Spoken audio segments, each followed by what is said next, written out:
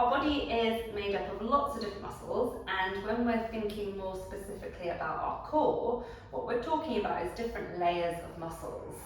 So we have muscles that sit a little bit more superficially on the surface. We tend to see these muscles. We've got our obliques, we've got the rectus abdominis that runs straight down the middle. A lot of our back muscles kind of feed into it as well.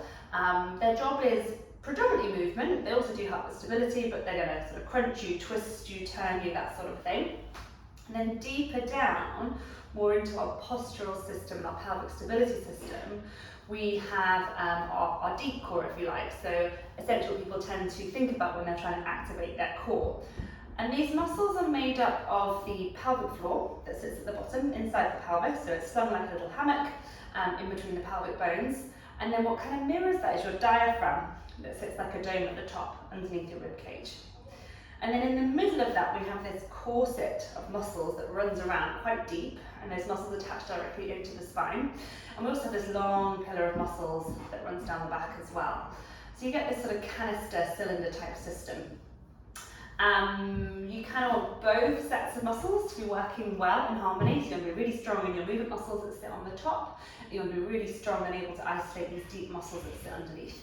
And we're just going to talk through, I guess, kind of how to activate and isolate those muscles, because a lot of people tend to compensate with these bigger ones that sit on top and sort of lack the stability of those deeper ones, which can lead to more issues in terms of pain and stuff around hips, backs, that sort of thing. So, each cue will sort of talk to different people. Not one cue works for everybody, so I'll just walk through and talk through a few different ones, and you can take what you like from that. So I find lying down a fairly easy position to start with. So try and feel your core, because your body is relaxed and it kind of takes posture out of it.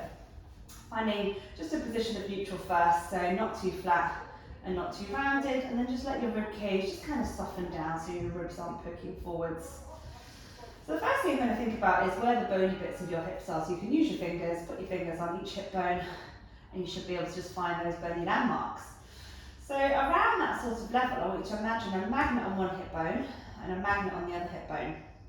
So we're thinking about this corset system of muscles, and to try and really engage and focus on those muscles, you want to imagine those magnets just drawing together. They're pulling the muscles inwards with you. And it's quite subtle, so you imagine an effort scale of 0 to 10, about a 4. If we start to go all out, guns blazing, then we tend to brace and grip their other muscles. So what I would do is I place one hand just on your upper abs around the lower rib cage, and then bring the other hand onto your lower tummy. So what I don't want to feel is this top hand doing all the work. We want to feel a subtle tightening down into the lower tummy, so you won't feel too much, essentially. It should be really subtle. So you're going to take a breath in to prepare, and then as you breathe out, just subtly start to feel those magnets, hip bones drawing together. And then as you breathe in, relax and let it all go. So you want your tummy, your pelvic floor to be able to work, and you also want it to be able to relax and let go. Because your diaphragm sits at the top, we want to use it. So I want you to use the exhale to activate through those tummy muscles. Okay, so that's one cue you can try. Another one fairly similar, so think about the pelvis. Okay, so think about the pelvic bones as almost like an open book, and that book is closing. So it's a similar idea of these muscles closing through. Okay, so same thing, right? We take a breath in to prepare, open up the ribs, and then as you breathe out, we want to feel those pelvic bones, book edges just closing, coming together. And then as you breathe in, they open and come apart. Okay? Just a quick note on your breathing. So in my other videos, you'll hear a little bit more about that. But essentially what should happen as you breathe in, your ribs should open and expand.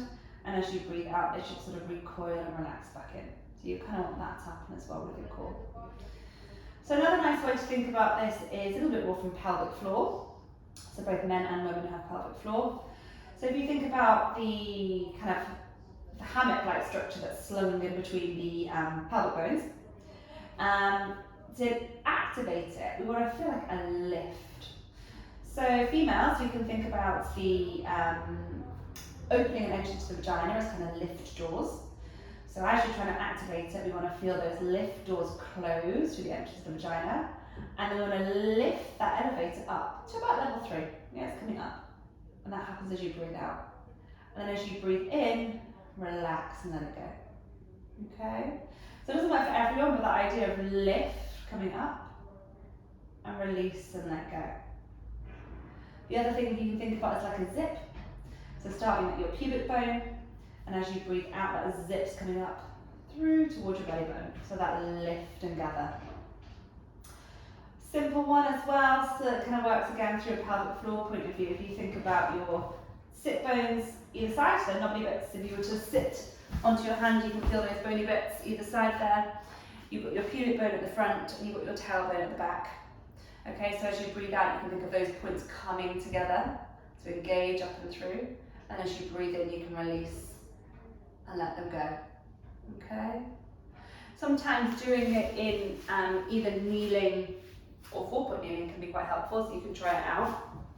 So in this position, I think it's a little bit easier to feel those kind of points of the pelvis coming together, like gather and lift the pelvic floor, and then breathe in and release and let it go.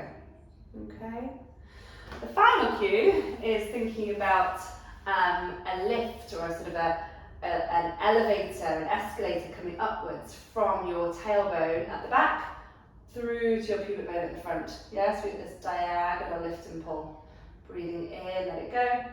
Breathing out, diagonal lift and pull. And then relax through there. And the final one, I guess, actually I thought that was the last one, I do have lots, is thinking a little bit more about still pelvic floor. So if you think about a lift from your back passage coming up and in, and then release and lower. You can either think of that back passage coming straight up, or if we get really specific, we can feel back passage just lifting up towards the front of the pelvis. Have a go.